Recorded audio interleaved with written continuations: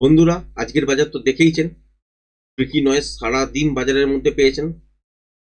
অনেকটা বড় gap up হয়েছে। গতকালকের ভিডিওতে আপনাদের সাথে শেয়ার করেছিলাম যে 25,900 এই রেঞ্জটার উপরে যদি বাজার খোলে তাহলে কিন্তু 26,000-এর কাছাকাছি পর্যন্ত দেখতে পাবেন। আলটিমেট দেখতে পেয়েছেন, কিন্তু ট্রেডিং সেটআপ খুব একটা বেশি কিছু করা যায়নি। ছোট ছোট স্ক্যাল্পিং বেরোচ্ছিল। এখানে কিন্তু ট্রেডিং সেটআপ আজকের দিনে আমি ওপেন করিনি। ব্যাংক নিফটির ক্ষেত্রে যদি দেখেন, সিচুয়েশন প্রায় সেম। ছোটখাটো গ্যাপ আপ হয়েছে, তারপর তলার দিকের জন্য ডিপ নিয়েছে, আবারও উপরের দিকের জন্য যাওয়ার চেষ্টা করেছে। এখানেও ছোট ছোট স্ক্যাল্পিং বেরোতো দুবার, কিন্তু ট্রেড আজকের দিনে করিনি। এবার যদি দেখা যেত যে আজকের দিনে এই যে রেঞ্জটা আছে এখানে ফ্ল্যাট খুলে উপরের দিকের জন্য যেত, বা ছোটখাটো গ্যাপ আপ হতো, বা গ্যাপ ডাউন ছোটখাটো হতো, তাহলেও কনসিডার করা যেত। তারপর যদি আপসাইডের দিকের জন্য মুভমেন্ট হতো, একটা ভালো ট্রেডিং সেট কিন্তু পেতাম। কিন্তু বাজার না দিলে সেটা কিছু করার নেই, সেটা মেনেই চলতে হবে। যাই হোক, এটা তো গেল টেকনিক্যালি পার্ট। আজকের ভিডিওতে তিনটে নিউজ বুমের কথা বলবো, যেটা ভারতের বুকে আছড়ে পড়তে চলেছে। একটা হচ্ছে বাংলাদেশ নিউজ, আবারও উত্তপ্ত হয়েছে, যার ফলে ওখানে পরিস্থিতি অনেকটা জটিল হয়েছে। অনেক মিডিয়াতে দেখবেন আলোচনা হচ্ছে যে যেহেতু ভারতীয় দূতাবাসে বা এম্বাসিতে অ্যাটাক হয়েছে, ইট ছোড়া হয়েছে, বা ওখানে অনেক লোকের জমায়েত হচ্ছে, পুলিশ বলুন বা মিলিটারি বলুন, ওই দেশের কেউ কোনো প্রোটেক্ট করতে পারছে না। সুতরাং এবার ভারতের অ্যাকশন নেওয়া উচিত। কারণ এখানেও আপনাকে বুঝতে হবে যে অ্যাকশন তো নিতেই পারে, কিন্তু পেছনে আসছে হচ্ছে আমেরিকা।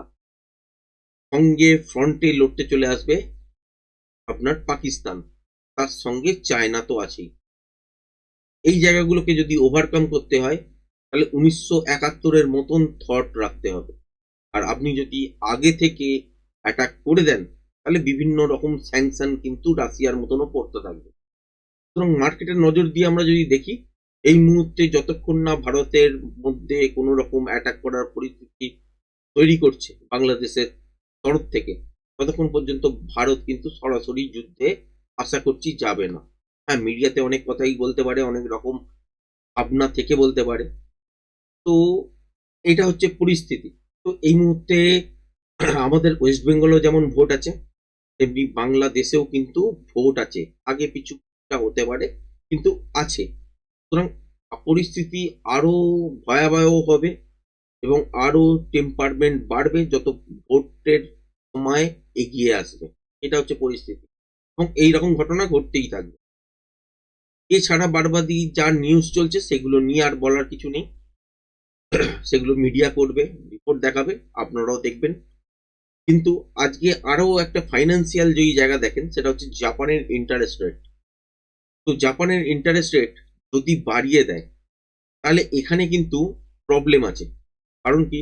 কারণ হচ্ছে যে পয়সা ধরুন মার্কেট থেকে নিয়ে ইন্টারেস্টের সঙ্গে পেমেন্ট করতো, আর যদি সেটা বেড়ে যায় তাহলে ইনফ্লেশনে বাধাপ্রাপ্ত হবে। যদি কমায় তাহলে কিন্তু রিপে করাটা সোজা হয়ে যাবে। মানে এমন কিছু ব্যবসাদার আছে যারা অনেকগুলো দেশ মিলে ব্যবসা করেন, এক একটা প্রতিষ্ঠান আছে। তো অন্য কোনো দেশ থেকে লোন তুলে, তাহলে তার ইন্টারেস্ট যদি 0 হয় বা 2.5 এর মধ্যে হয়, তাহলে কিন্তু ওগুলোকে পে করার সুবিধা হয়ে যাবে। সুতরাং এইটা একটা জায়গা দেখার আছে। কারণ থার্ড ইকোনমি ওয়ার্ল্ডের হিসাবে আপনাকে ধরতেই হবে জাপানকে। মোটামুটি 5 ট্রিলিয়নের ইকোনমি আছে। তো সেই ইকোনমি অনুযায়ী যদি দেখেন, তাহলে কিন্তু আলটিমেট এই যে ধাক্কাটা যদি পড়ে, কোনো কারণে পড়ে, তাহলে কিন্তু এটা ওয়ার্ল্ড ওয়াইড কিছু না কিছু এফেক্ট করতে পারে। 3 নম্বর যেটা নিউজ বোম, সেটা হচ্ছে আমেরিকায় একটা সেক্স স্ক্যান্ডেল হিসাবে একটা ফাইল আছে, যেটা চেপে রাখা হয়েছিল বাইডেনের সময় থেকে এবং তার আগে থেকেও। কারণ অনেক রাজনেতার নাম আছে এখানে। আমাদের অপোজিশনের তরফ থেকেও বলা হয়েছে যে একজন কেন্দ্রীয় মন্ত্রীর নাম আসতে পারে, তাতে এখানের রাজনীতিতে ভূচাল আসতে পারে। জানি না কতটা সত্যি কতটা মধ্যে বলতে পারবো না, কিন্তু ওই ফাইল আজকের দিনে কিন্তু প্রকাশিত হবার কথা। তারপরেই দেখতে পাবেন যে আলটিমেট কোনো নাম এলো কি এলো না। কারণ এখানে ডোনাল্ড ট্রাম্পও যেমন আছেন, তেমনি ক্লিনটনও আছেন, বাইডেনের যে পার্টি। তো এইরকম ভাবে অনেক নাম বেরিয়ে আসতে পারে, অনেক ছবি বেরিয়ে আসতে পারে, যার ফলে অস্বস্তিটা কিন্তু বাড়তে পারে। তো এই জায়গাগুলো দেখার এবং সোমবার দিনের আগে কি পরিস্থিতি হয় এটাগুলো দেখার পরই কিন্তু বুঝতে পারবেন যে ওয়ার্ল্ডে কি চলছে। আল্টিমেট বাজার তো তলার দিকের জন্য খুব একটা বেশি ডিপ নিচ্ছে না, হ্যাঁ সাস্টেনও উপরের দিকের জন্য করতে পারছে না। এবার যে প্যাটার্ন ওয়াইজ যে মুভটা এখান থেকে আপসাইডের দিকের জন্য দেখেছি, এই অনুযায়ী সেলিং আসা উচিত।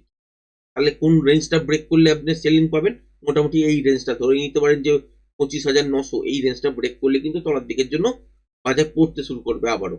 এবং কতটা পর্যন্ত পড়তে পারে, এই 700 750 কাছাকাছি পর্যন্ত তলার দিকের জন্য আসতেই পারে, কারণ এটা বিয়ারিশ প্যাটার্ন তৈরি হয়েছে বাজারের মধ্যে। এটা হচ্ছে টেকনিক্যালি পার্ট। কিন্তু এর সঙ্গে কিছু কিছু নিউজ যখন জড়িয়ে যাবে, তখন কিন্তু বড় সড়ো একটা যদি গ্যাপ ডাউন হয়ে যায়, তাহলে কিন্তু ট্রেড আমরা করতে পারবো না। যেমন দেখতে পেয়েছেন যে এটা বড় সড়ো গ্যাপ আপ হয়ে গেছে, তারপরেই কিন্তু বাজার উপরের দিকের জন্য আজকে যদি আপনি স্ক্রিন খোলেন দেখতে পাবেন যে অনেকটা বড় বাজার হয়েছে, অনেকটা মুভমেন্ট দিয়েছে এবং 26,000 লোকে পৌঁছে গেছে। আলটিমেট ট্রেডিং সেট আপ যদি দেখেন, এখানে কিন্তু কোনো রকম কিছু বিশেষ কিছু ফারাক হয়নি, বা ট্রেডিং সেট আপ ওপেনই করা যায়নি। যেটা এক্সপেকটেশন ছিল যে এই সময় একটা ট্রেডিং সেট আপ আজকের দিনে আমরা ওপেন করতে পারবো। হ্যাঁ মুভ তো পেয়ে গেছি, কিন্তু এখানে কোনো ট্রেড করার জায়গা ছিল না। হ্যাঁ যদি এইসব জায়গা থেকে খুলে উপরের দিকের জন্য মুভ করতো, তাহলে আমরা খুব সুন্দর ইন্টারডেতে একটা কিন্তু মোমেন্টাম আপসাইডের দিকের জন্য দেখতে, বা তলার দিকে একটা রেঞ্জ আপনাদের সাথে শেয়ার করেইছিলাম যে এই রেঞ্জটা যেটা হচ্ছে 25,770, তার তলায় হচ্ছে 720-30 এই জায়গাটা, এটাকে ব্রেক করলে কিন্তু একটা সুন্দর মোমেন্টাম তলার দিকের জন্য পেত। টেকনিক্যালি এগুলোকে ব্রেক করেনি, উপরের দিকেই ব্রেক করেছে, কিন্তু ট্রেডিং স্ট্রোক যেটা হয় সেটা কিন্তু আমরা পাইনি আজ। এইটাই বলতে পারি ওভারঅল যে পরিস্থিতির ওপর নজর রাখুন। আর একটা কথা, যে বাজারের মধ্যে আগামীকাল নিফটি এবং ব্যাংক নিফটি নিয়েই ভিডিও করব, উইকলি করব। তারপরের ভিডিওটা আসবে হচ্ছে রবিবার দিনে, সেটা হচ্ছে আপনার ইন্ট্রাডে নিয়ে, সোমবার দিনে কিভাবে বাজারকে আপনারা দেখতে পারেন। ওভারঅল পজিশন যেটা রেঞ্জ বাউন্ডের দিকেই হয়তো যাবে, কিন্তু যদি কোনো নিউজের এফেক্ট হয় বড় সড়ো, সেটা শনিবার রবিবারের মধ্যেই আপনারা জানতে পারবেন, এবং সেই নিয়ে রাজনীতিও শুরু হবে। তখনই বুঝে যাবেন যে একটা ছোটখাটো গ্যাপ ডাউন হয়ে তলার দিকের জন্য বাজারে মুভ করতে পারে। এখানে ইন্ট্রাডেতে কতটা সুযোগ পাবো কতটা পাবো না, এটা হচ্ছে দেখার। যদি ছোটখাটো গ্যাপ ডাউন হওয়ার পর বাজার আবারও তলার দিকের জন্য প্যাটার্ন বানিয়ে তলার দিকে পড়ুক বা উপরের দিকে যাক, তাহলে ট্রেড করা যেতে পারে। আর বড় সড়ো যদি গ্যাপ ডাউন হয়ে গেল, দেখলেন যে পরের দিনই গ্যাপ ডাউনে খুললো 880 850 এইসব জোনের কাছাকাছি, তারপর তলায় কিছুটা নেমে এলো, তারপর এখান থেকে উপরের দিকের জন্য আজকের মতন সিচুয়েশন তৈরি করে দিল এরকম নয়েজ ওলা, তাহলে এখানে ট্রেডিং সেট আপ সেরকম ভাবে বার করা যাবে না। ছোট ছোট স্ক্যাল্পিং খুব জোর বার করা যেতে পারে।